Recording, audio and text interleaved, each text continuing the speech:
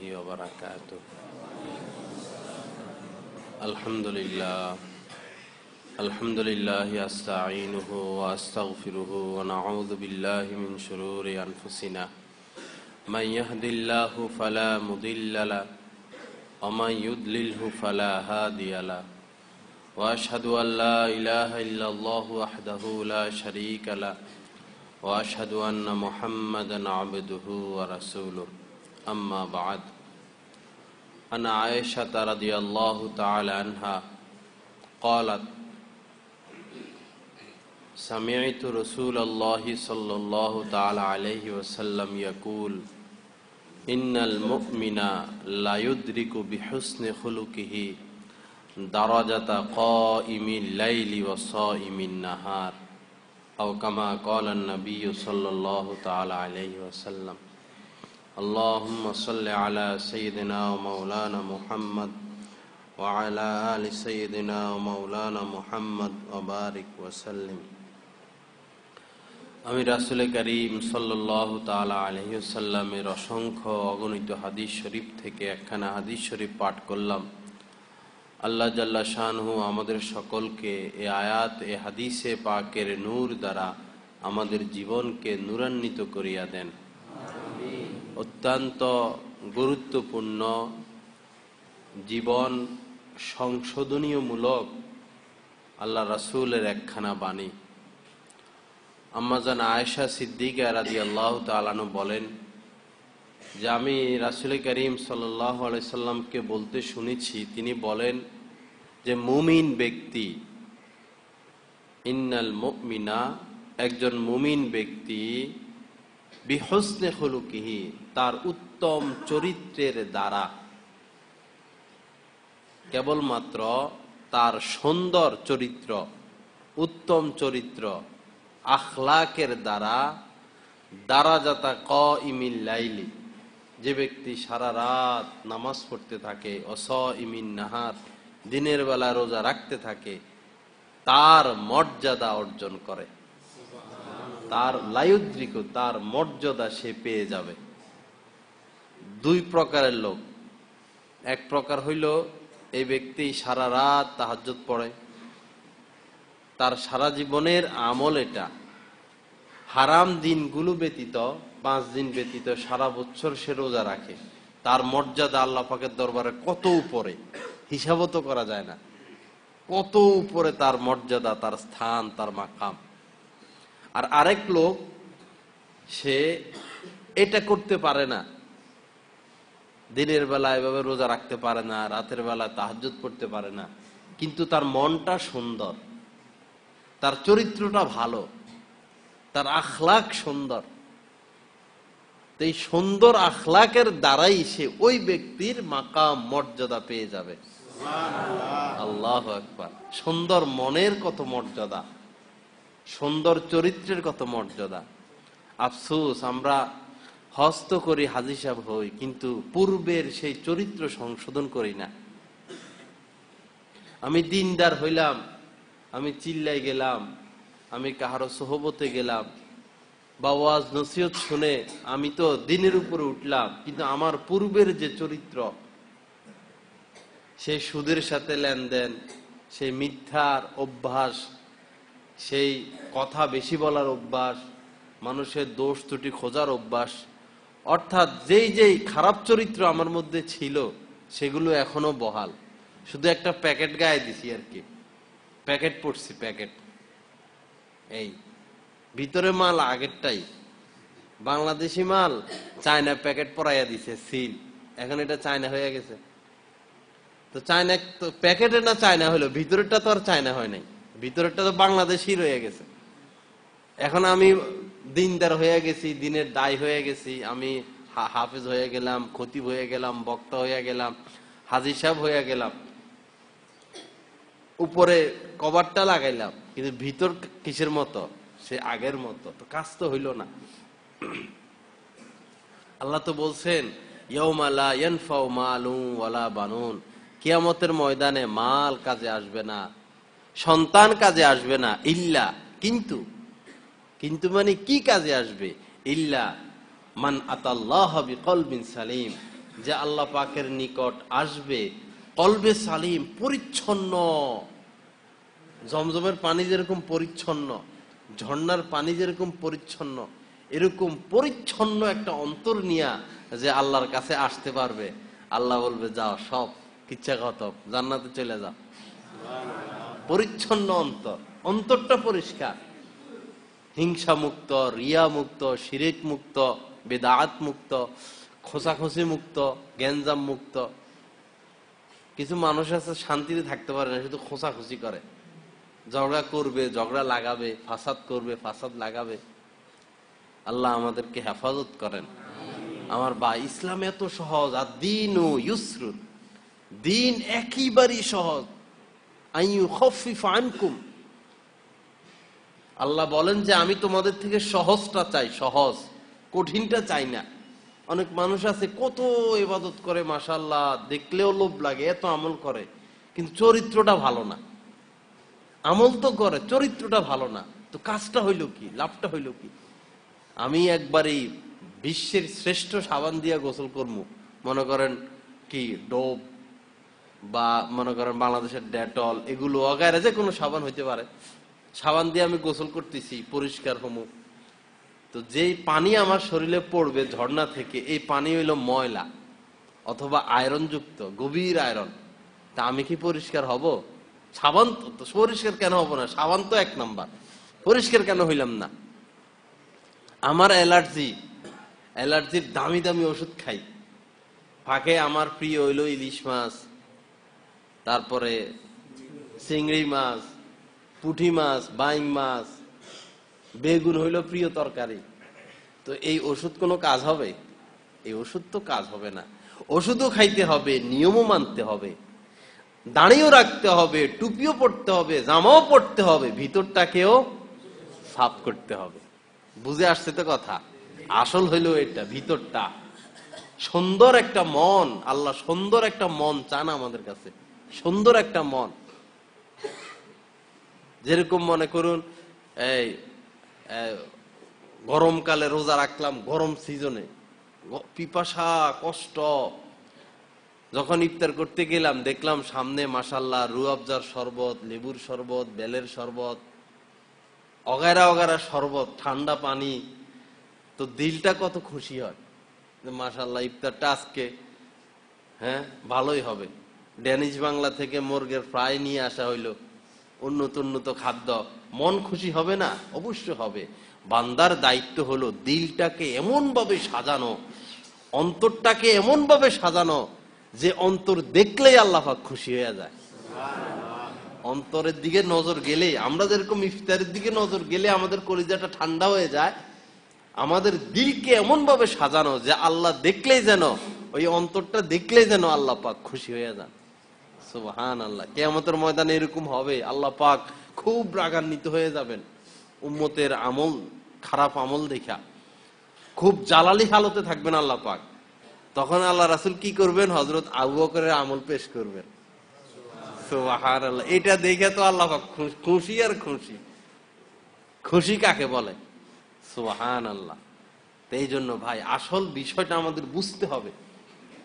মারামারি, হানাহানি, হিংসা, ফাসাদ, দুশ্মনী, এগুলা আমরা কয়দিন থাকবো দুনিয়াতে ভাই? দুনিয়া কয় দিনের? আর মারামারি হানাহানি যার সাথে করি না কেন, জান্নাতে তো মাশাআল্লাহ একসাথে থাকবো। যে আমলিক করে, ইমান নিয়ে মরতে পারলে জান্নাতে তো যাবে। যদি পাপ করে, পাপের শাস্তি ভোগ করে হইলেও তো জান্নাতে যাবে।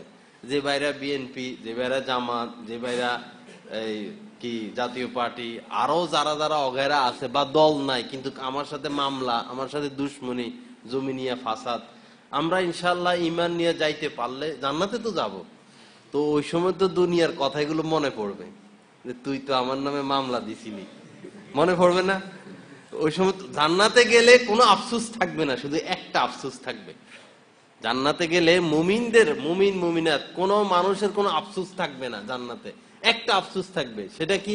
যে দুনিয়াতে যে কাজগুলো জিক্রুল্লাহর খেলাপ করছি, আল্লাহর স্মরণ, আল্লাহর ইবাদতের বিপরীত যে কাজগুলো করছি, এগুলোর কারণে আফসোস হবে।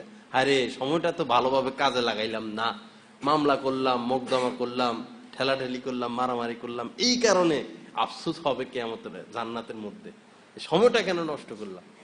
তো আমরা ছিলাম এক জায়গায়, আমাদের পিতা একজন আদি পিতা, আমাদের কোরআন একটা, আমাদের হাদিস একটা, মরার পরে আমরা জামু আবার এক জায়গায়। তো সামান্য 50-60-70 বছরের এই জিন্দিগিতে কি দরকার ভাই মারামারি করার, কি দরকার ফাসাদ করার, কি দরকার একজন আরেকজনের নামে মামলা দেওয়ার, হ্যাঁ এই ঝামেলা দেওয়ার কি দরকার, কি দরকার একজন আরেকজনের পিছে লাগার? এটা তো সুনিশ্চিত বিষয়। আমি যদি আরেকজনের সাথে ঝগড়া করি, আমার সাথে আরেকজন ঝগড়া করবে।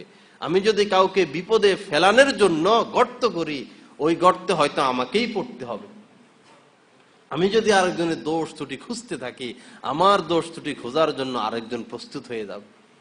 আর আমি যদি দোষ ত্রুটি গোপন, আমি এরকম নিজের ব্যাপারে দেখছি, আমার নিজের ব্যাপারে আমি এক লোকের মধ্যে একটা ভুল, পরে আমি তার এই ভুলটা নিয়ে একটু কথাবার্তা বলছি, ওয়াজ মাহফিলেও বলছি, পরে দেখলাম বিশাল এক বাহিনী ওইটাই আমার পিছে লাগছে যে উনার তো এই সমস্যা আছে। পরে আমার মনে হইলো আসলে দোষটা তো আমার, আমি আরেকজনের পিছে লাগছি, এই জন্য আল্লাহ আমার পিছে আরেক কম লাগাইয়া দিছে। পরে আমি ওইটা বন্ধ করে দিছি, এই কমও বন্ধ হয়ে গেছে। আজীব কারবার। এই জন্য আমার বন্ধু, হয়তো আজ আমার ক্ষমতা আছে, আমার দাপট আছে, আমার বংশ আছে, আমার পয়সা আছে, মানুষ আমার ভয়ে কথা বলে না, মানুষ আমার ভয়ে কথা বলে না। আমি যেদিন মরে যাব সেদিন কি আর সেদিন তো দাপটও মরে যাবে। সেদিন আমি যেদিন মরবো সেদিন আমার ক্ষমতাও মরবে। সেদিন মানুষের মুখে কি আর কষ্টে পিন আপ করে রাখা যাবে? সেদিন তো মানুষ বলা বলি করতেই থাকবে, আরে এই করছে, সেই করছে, ওই করছে, ওই করছে, নানান কথা, যত কাম সে সারা জীবনে করছে, ওই দিন সব প্রকাশ হয়ে যাবে, সব উঠতে থাকবে। মানুষ ওই দিন, সেই যদি ভালো হয় সেদিন ভালোটা প্রকাশ পাবে, খারাপ হইলে খারাপটা প্রকাশ পাবে। হয়তো আজ ধাপা চাপা দিয়ে রাখা যায়, কাল তো ধাপা চাপা দিয়ে রাখা যাবে না। এজন্য আসুন আমরা চরিত্রটাকে সুন্দর করি, বদ অভ্যাস গুলোকে দূর করে দিই, বদ অভ্যাস দূর করে দিই। অনেক মানুষ আসে মাশাআল্লাহ দাড়ি রাখছে, কি সুন্দর, এই জামানায় দাড়ি রাখা কত মোবারকময় আমল, কিন্তু শার্ট পরে, টুপি পরে না, লুঙ্গি পরে। তো একটা ম্যাচিং সেটিং আছে না যে কোনো জিনিসের? মানুষ মার্কেট করতে গেলে জামা, পায়জামা, ওলনা, জুতা সব সেটিং করে। ঘরে যারা ধনী লোক শহর, এরা সোফা সেটের কালার, জানালার পর্দার কালার, ওয়ালের কালার, বেডিং সেটের কালার, বালিশের কভার, ফ্লোরের ফ্লোর এবং জুতার বাক্স সব এক মানে সেটিং করে, সেটিং করে রুমটাকে সাজায়। তো আমি যদি সুন্নতের উপর আসি, একটা সেটিং আছে না ভাই, যে কোনো কিছু একটা সেটিং আছে। দাঁড়িয়ে যখন রাখা দিতে পারলাম, বড়টাই যখন পারলাম, আর ছোটটা শার্ট ত্যাগ করতে পারি না, তো কেমন মুমিন হইলাম? আশ্চর্যের বিষয় না? অনেক ভাইরে আমি দর্শি, অনেকটা ধরে ধরে ওয়াদাও নিছি, পরে ওয়াদা মোতাবেক এখন পরে দেখি পাঞ্জাবি, অনেকে দেখি পারে না, ওই সেই আগের অভ্যাস। আল্লাহ আমাদেরকে হেফাজত করে। সায়েন্স আওর সুন্নত আওর জাদিদ সায়েন্স একটা বই লিখছেন ভারতের পাকিস্তানের এক বড় আলেম। তো উনি ওই কিতাবে একটা ঘটনা লিখছেন যে উনার এক বন্ধু সরকারি চাকরি করত, বড় উচ্চমানের সরকারি পদ। তো অনেক দিন পরে তার সাথে দেখা হওয়ার পরে দেখলো যে তার মুখে মাশাআল্লাহ দাড়ি সুন্নত চকমক চকমক করতেছে। পরে বলল, কি ব্যাপার দোস্ত, তুমি হঠাৎ করে এরকম পরিবর্তন, বুঝলাম না।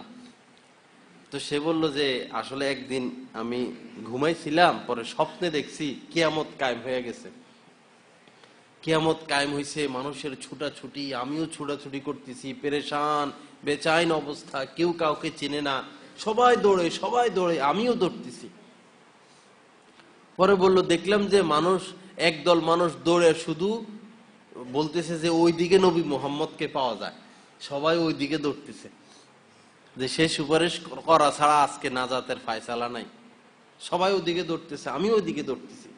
দৌড়তে দৌড়তে গেলাম, দেখলাম অনেক মানুষ, অনেক বড় সিরিয়াল। যাক, সবার আমিও এক ফাঁকে দিয়ে যাই সাক্ষাৎ করলাম। যখন আমি নবী মুহাম্মদের সামনে গেলাম, উনি আমার থেকে মুখ ফিরাইয়া নিলেন, আমার দিকে তাকাইলেন না, মুখ ফিরাইয়া নিলেন এবং অসন্তুষ্ট হইলেন। আমার দিকে তাকানো নাই এবং খুশি হন নাই এবং অসন্তুষ্ট হইলেন, সুপারিশ কি করবেন? এরপরে আমি অনেক বিনয়ের সাথে আরজ করলাম, ইয়া রাসূল আল্লাহ, কেন আপনি আমার উপর অসন্তুষ্ট হইলেন এবং কেন মুখকে ফিরাইয়া নিলেন?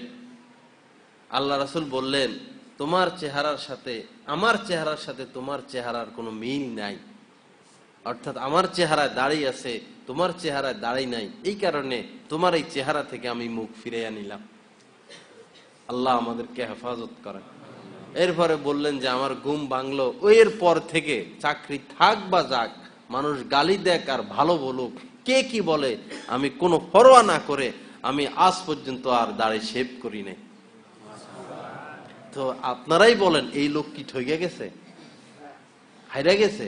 দুনিয়াতে কি সে হারছে? সংসদ, আমাদের বাংলাদেশের সংসদের মধ্যে কোন এমপি কি নাই যে দাড়ি রাখে? আছে না? অবশ্যই আছে। দাড়ি রাখে, টুপি পরে, পাঞ্জাবি পরে, অবশ্যই আছে। এবং বহির্বিশ্বেও বড় বড় পদে চাকরি করে মুসলিমরা, নারী, মুসলিম নারী আছে, হিজাব পরে, মুসলিম পুরুষ আছে, সুন্নতের উপর চলে। এরা মূলত অসম্মানে আছে এরকম না, এরা যে অসম্মানের পাত্র এরকম না, বরঞ্চ এরা ওই জায়গায় নিজ স্থানে আরো বেশি সম্মানিত। ইংরেজ আমলে খাজা আজিজুল হাসান মওজুব রহমতুল্লাহ আলাই, হযরত থানবীর সোহবতের একজন লোক, উনি ডেপুটি কালেক্টর মানে ডিসি ছিলেন, বর্তমান সময়ে ডিসি। একদিন ইংরেজ বড় অফিসাররা আসছে, আইসা সমস্ত ডিসিদেরকে ডাকছে, পুরাই ভারত, বাংলাদেশ, পাকিস্তানের সমস্ত ডিসিদেরকে ডাকছে। ডাকার পরে সবাই বসছে, ইংরেজ অফিসাররা উপরে বসছে একটা মঞ্চ। তো যখন এই খাজা আজিজুল হাসান মওজুব আসছেন, সমস্ত ইংরেজ অফিসাররা দাঁড়াইয়া গেছেন উনারা দেখা। মানে উনার মুখে দাঁড়াইছিল, মাথায় টুপি, গায়ে পাঞ্জাবি, সমস্ত অফিসাররা দাঁড়াইয়া, অফিসাররা যে সিটে বসছে, যে চেয়ারে বসছে, তাকে ওই চেয়ারে বসাইছে। আর সব ডিসিরা সামনে। পরে ডিসিরা প্রশ্ন করছে যে, স্যার আপনারা একটা মোল্লার এরকম সম্মান করলেন, একটা মোল্লার এরকম সম্মান করলেন, এই বিষয়টা তো খোলাসা বুঝলাম না আমরা। তো অফিসার জবাব দিছে যে, তোমরা তো নিজেকে মুসলমান দাবি করো, তোমরা নিজেকে মুসলমান দাবি করো, কিন্তু মুসলমানের কিছু তোমাদের মধ্যে আমরা পাইলাম না, এই লোকের মধ্যে পাইলাম। তো এই লোককে আমরা সম্মান করি নাই, এই লোক যেহেতু নিজ ধর্মকে সম্মান করে, ধর্ম অনুযায়ী মানে, এই জন্য তাকে আমরা সম্মান করলাম। সেই ইংরেজ আমলের কথা। আজও যারা মুসলমান, নিজের সুন্নত মোতাবেক চলে, শরীয়ত মোতাবেক চলে, এদেরকে মানুষ ফালাইয়া দিতে পারে না। এদেরকে অবশ্যই মানুষ সম্মান করবে, যেই প্রান্তে হোক, যেখানে হোক। আল্লাহ আমাদেরকে হেফাজত করেন।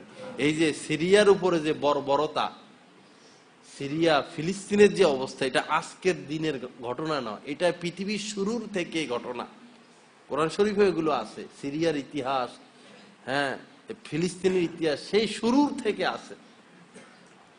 এদেরকে আল্লাহ পাক এত নাজ নিয়ামত দিয়া দেয়, তো নাজ নিয়ামত পাইয়া এরা আল্লাহকে ভুলতে বলতে বলতে বলতে বলতে বলতে একেবারে ভুলে যায়। এরপরে আল্লাহ এমন বাহিনী পাঠান, এমন মাইট দেন, কোরআন শরীফে আছে, বারবার এরকম হয়েছে। মারতে মারতে মারতে মারতে এদেরকে একবারেই মাইরা মাটির সাথে মিশাইয়া বন্দি করে নারীদেরকে বান্দি বানায় নিয়ে যা। এরপরে আবার আল্লাহ তাদেরকে নিয়ামত দেন, নিয়ামত পাই এরা আবার আল্লাহকে ভুলে যায়, তখন আবার আল্লাহ পাক তাদের উপর এরকম কিছু একটা করে বসেন। অনেক জায়গায় আছে কোরআন শরীফে এগুলো। তো এই যে পরিণতি, বর্তমানে এই অবস্থা কিসের কারণে? আল্লাহকে ভুলার কারণে, দিন ধর্ম না মানার কারণে। আল্লাহ আমাদের সকলকে বুঝা এবং আমল করার তৌফিক দান করেন। এজন্য ভাই, মরতে তো হবে, মরতে হবে, আল্লাহর সামনে দাঁড়াইতে হবে আমাদের সকলকে। আমরা যেরকম বাসা বাড়িতে গেলে মুরব্বীদেরকে বলে দাদু কি আনছো, বাবাদেরকে বলে আব্বু কি আনছো, বলে না? বলবেই, এ বাচ্চারা অপেক্ষায় থাকে। আমরা মারা গেলে আমাদের সকলকেই একা একা পার্সোনাল আল্লাহ জিজ্ঞেস করবে, বান্দা কি আনছো আমার জন্য, আনছো কি? এমনকি পাকিস্তান, সময় নাই এত বড় কথা বলার, আমেরিকার এক ডাক্তার, সার্জন, বড় মাপের একজন ডাক্তার, সে একটা কিতাব লিখছেন, বই লিখছেন আর কি, বই লিখছেন এরকম কিছু লোকদেরকে নিয়ে, বিশেষ করে 100 লোকদের, 100 ব্যক্তিদেরকে নিয়ে একটা বই লিখছেন। ওই 100 ব্যক্তি হইল যারা মারাত্মকভাবে অ্যাক্সিডেন্ট করছেন, ডাক্তাররা ভাবছে যে সে মরে গেছে, অথচ সে মরে নাই। সেও ভাবছে সে মরে গেছে, কিন্তু মরে নাই। মরার দরজা থেকে ফিরে আসা 100 লোকের জীবনী নিয়ে তিনি একটা বই লিখছেন। ওই বইয়ের মধ্যে অনেকগুলো কাহিনী উনি আনছেন, আমি পড়ছি বিশেষ অনেকগুলো।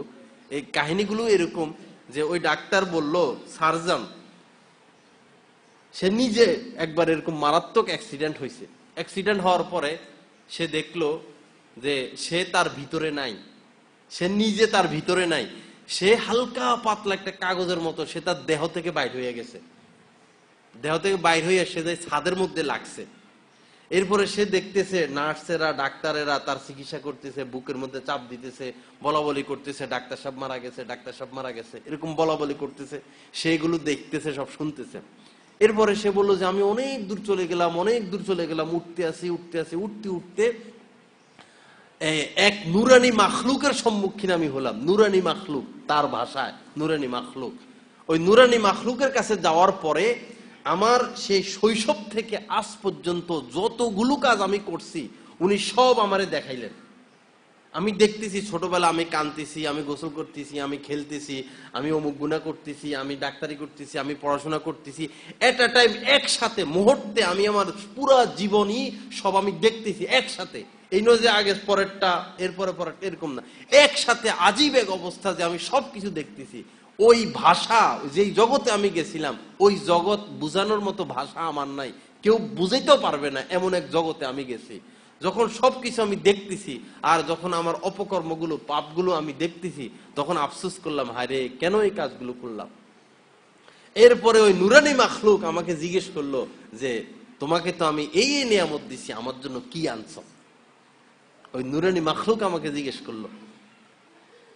তো আল্লাহ সময় পাইলে ইনশাল্লাহ অন্য সময় এই বিষয়ে আলোচনা করবো। অনেক সুন্দর সুন্দর ঘটনা উনি লিখছেন এটা নিয়ে। আরো 100 জনের মধ্যে আরো অনেকে বলছে যে এরকম আমি বাইর হয়ে গেছি আমার শরীর থেকে। এরপরে আমি যাইতে যাইতে যাইতে যাইতে গর্তের দিকে যাইতেছিলাম, গর্ত দিয়া অনেক নিচে অন্ধকার গর্ত, কত হাজার কোটি মাইল যে আমি চলে গেছি আমি বলতে পারবো না। যাইতে যাইতে যাইতে যাইতে এরপরে দেখলাম যে আমি আমার পরিচিত অনেক লোককে দেখলাম যারা মারা গেছে, আমার বন্ধু বান্ধব, আমার অতীত আত্মীয় স্বজন, আমার দাদা দাদি, তাদেরকে দেখলাম। তারা শুধু আমার কাছে পানি পানি, আমার কাছে বলছে পানি দাও পানি দাও, আমাদেরকে একটু পানি খাওয়া, আমাদেরকে একটু পানি খাওয়া। আবার কেউ বলছে যে আমি এরকম আমার দেহ থেকে বাইর হয়ে গেলাম, যাইতে যাইতে দেখলাম অনেকগুলো মানুষ, তাদের পাগুলো বাঁধা, হাতগুলো বাঁধা, এদের পাগুলো উপরে হাতগুলো নিচে, এরা শুধু ঘুরতে আছে, শুধু ঘুরতে আছে, শুধু ঘুরতে আছে। অনেকে অনেকের ভাষ্যগুলো এইভাবে বর্ণনা করছেন ওই 100 লোকের মধ্যে। তো এই ডাক্তার বলল যে ওই নুরানি মাখলুকের কথা সবাই বলছে, যে একটা নুরানি মাখলুক আমাদেরকে জিজ্ঞেস করছে যে আমার জন্য কি আনছো, আমি তো এই দিলাম। এরপরে যে কেউ কেউ কেউ কেউ বলা বলে শুরু করলো যে না, এর এখনো সময় হয় নাই, এখনো সময় হয় নাই। এরপরে অটোমেটিক আমি আমার দেহের মধ্যে আইসা আবার প্রবেশ করলাম। এরকম 100 লোকের জীবনী নিয়ে উনি একটা বই লিখছেন। যদি আমাদের সম্ভব আমরা পড়বো, দুনিয়ার ওই পার, এটা বাংলা করছেন মুফতি তকি উসমানী সাহেব। দুনিয়ার ওই পার বাজারে পাওয়া যায়, দুনিয়ার ওই পার। দেখবেন অনেক ঘটনা এখানে আনছে। আল্লাহ আমাদেরকে হেফাজত করেন। তো আমার বন্ধুরা, আল্লাহর দরবারে যাইতে হবে আমাদের। আল্লাহ বলবেন আনছো কি আমার জন্য, ওই দিন কি পেশ করব। এজন্য আসুন আমরা সবাই ভালো মানুষ হয়ে যাই, দলাদলি না করি, মারামারি না করি, ঝড়গা ফাসাদ না করি, ঠেলাঠেলি না করি, দুশ্মনী না করি। আল মুসলিম আখুল মুসলিম, এক মুসলমান আরেক মুসলমানের ভাই। আল মুসলিমু আখুল মুসলিম, কোনু কোনু ইখওয়ানা, যে তোমরা ভাই ভাই হয়ে যাও। আল্লাহ বলতেছেন ভাই ভাই হয়ে যাও। কি দরকার মারামারি হানানি করার? কতক্ষণ থাকবে এখানে?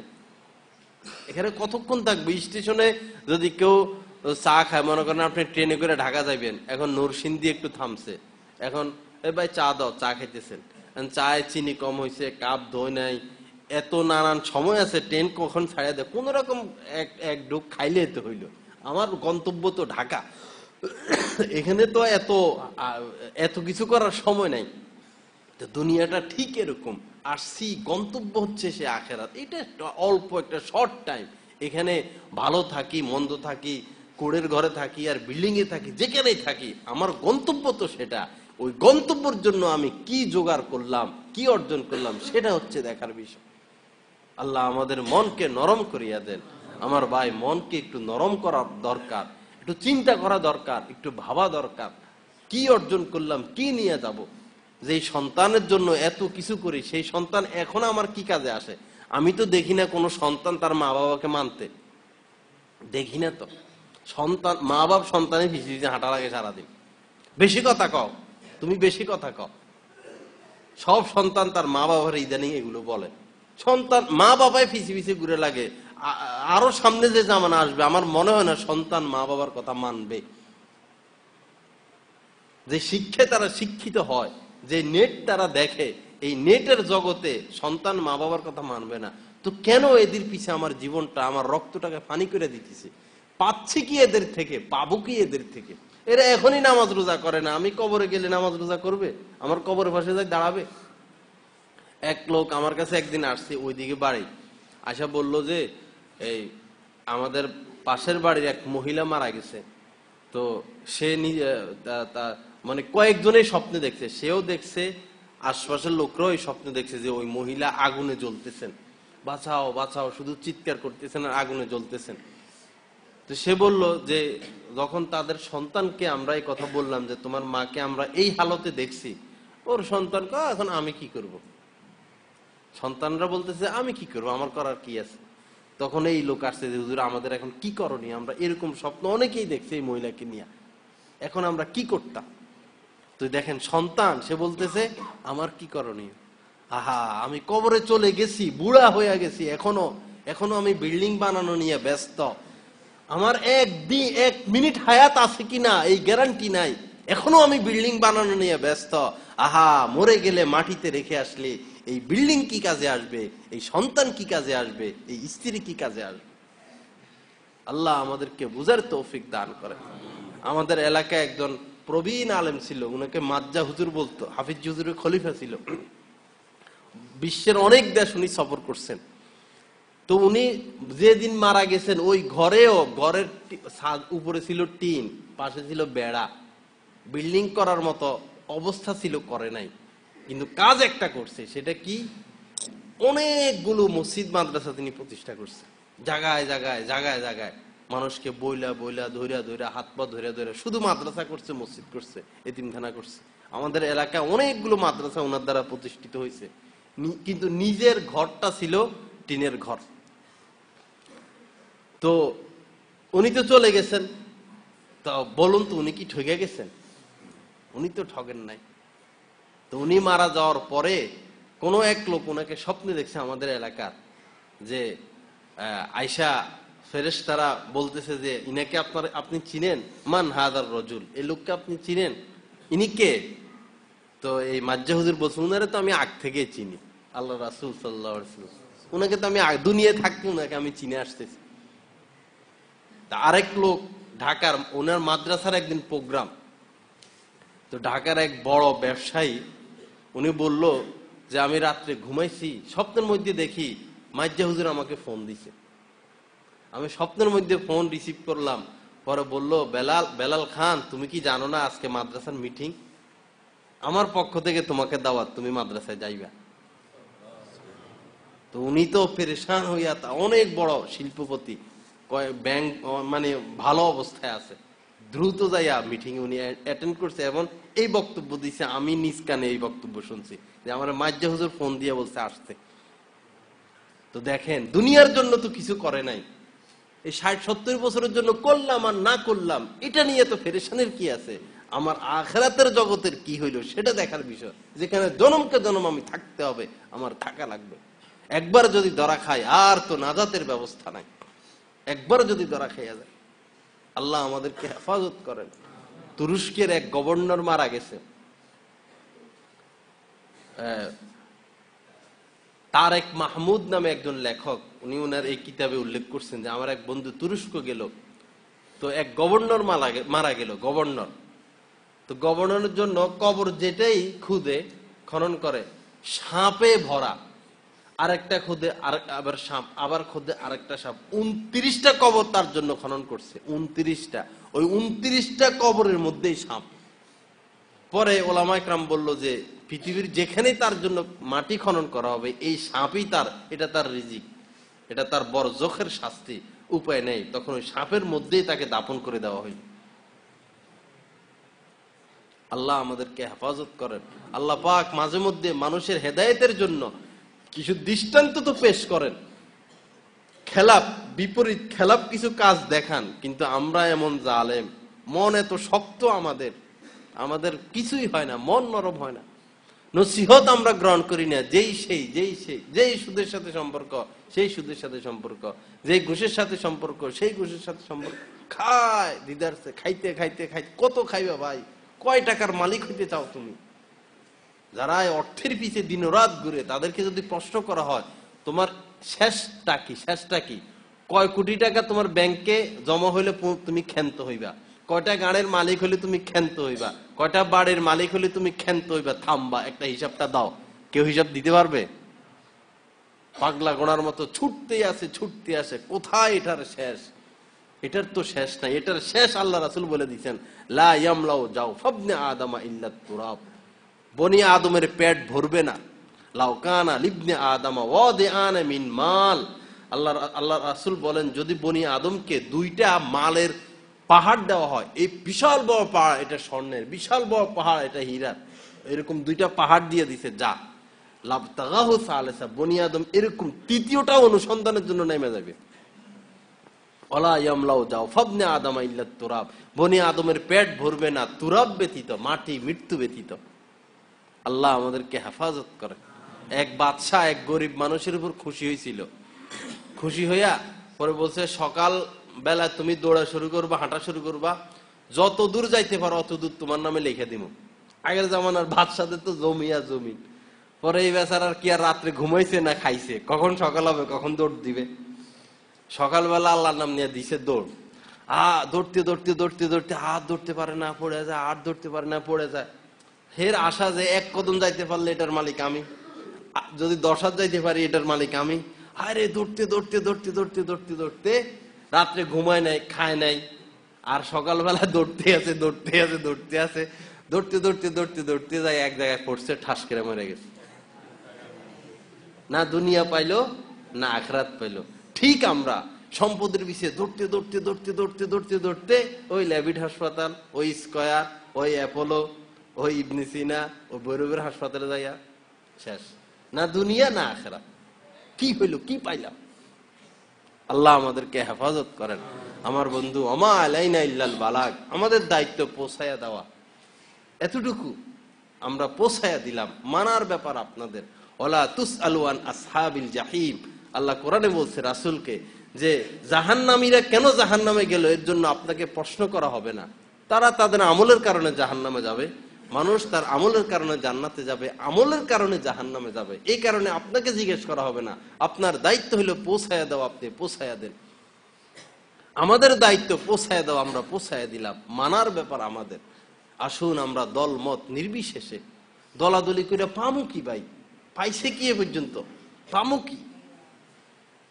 সন্ত্রাসী কইরা, মাস্তানি কইরা, রংবাজি কইরা, এই ধাক্কাধাক্কি কইরা, এই বংশীয়, স্থানীয়, অনেকে স্থানীয় প্রভাব দেখায়, অনেকে বংশের প্রভাব দেখায়। আল্লাহর দরবারে গেলে এই সমস্ত প্রভাব কি কাজে আসবে? কিয়ামতের ময়দানে এই প্রভাবের কি দাম আছে? আল্লাহ আমাদেরকে নেক আমল করার তৌফিক দান করেন। আল্লাহ আমাদের আমলকে সুন্দর করার তৌফিক দান করেন।